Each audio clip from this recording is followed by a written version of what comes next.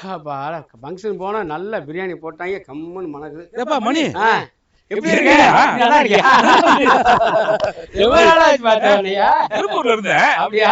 நான் கோயம்புத்தூர் போயிருந்தேன். எப்படா வந்த ஊருக்கு? கல்யாணம், தங்கச்சி கல்யாணம். தங்கச்சி கல்யாணமா? பாரு பிரியாணி சாப்பிட்டு வரேன். ஏன்னா ஒரு வார்த்தை கூட சொல்லல. என்னப்பா தங்கச்சி கல்யாணம் போயிட்டு இருந்தேன்.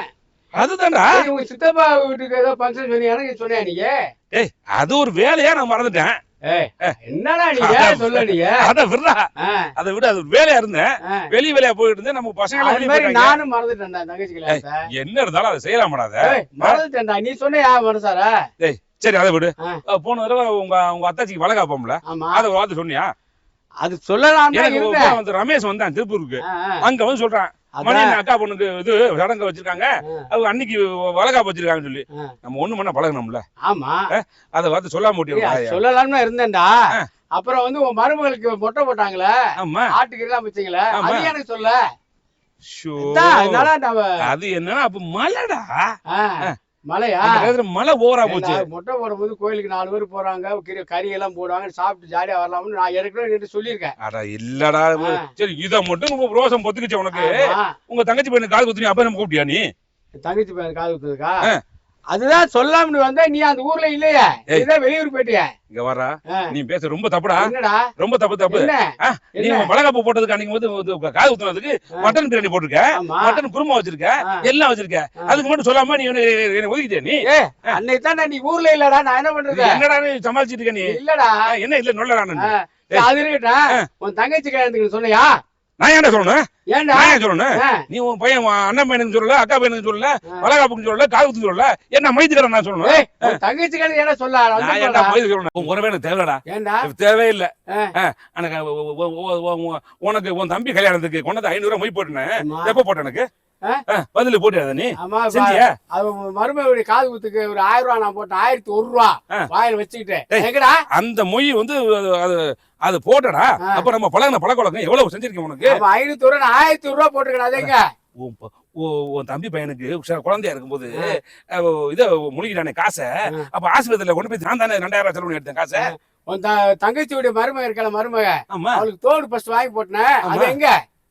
அதையான கணக்கில் சேர்க்கிறேன். அதான சேர்க்க முடியும். சேர்க்கிறேன் நீங்க எதுவுமே நீ செய்யல கிடையாடா. சரி ஓகே, அதை விட்டு அன்னைக்கு எதுக்கு வச்சேன் அந்த தேவைக்கு உங்க தாத்தா செத்தப்ப 500 ரூபாய் வச்சு கொடுத்து வேட்டி சேலை கட்டினேன், வேட்டி துண்டு.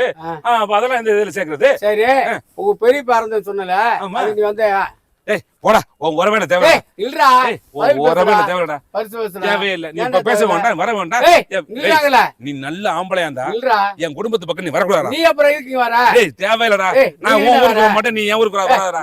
நான் மொய் கரெக்டா எழுதிட்டேன், புரியுதா உனக்கு? போடா அறிவு கட்டவனே. தெரிந்தாடா நீ பிச்சைக்காரப்பையில கட்டிட்டு நானே அத போய் ஏன் சொல்லிட்டு இருக்க? நீ எச்சிக்கையில காட்ட 500 500 நான் கட்டிருக்கேன்டா. என்ன நடக்குது நீ?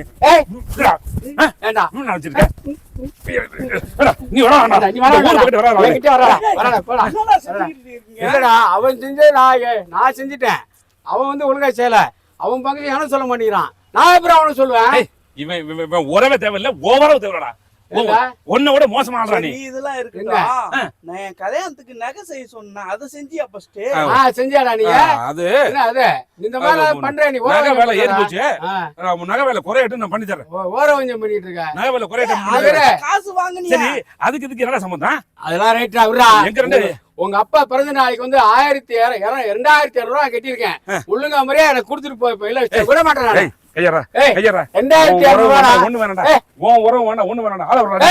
உங்க அப்பா பிறந்த நாளைக்கு 2000 கட்டிருக்கேன். வருது வரல. உங்க அப்பா பிறந்த நாளைக்கு நான் செலவு பண்ணிருக்கேன். ஒழுங்கா மாதிரியா பஸ்ல வந்து காசு 2200 ரூபாய் கொடுத்துட்டு போ. இனிமே உன்னை உறவு விட்டு வேணாம். தேவையில்ல போ. காசை குடுறா. குடுறாங்களா ராஸ்கல்? முடிங்க. ஒண்ணு யாரு வச்சுக்கிட்டு இருக்க?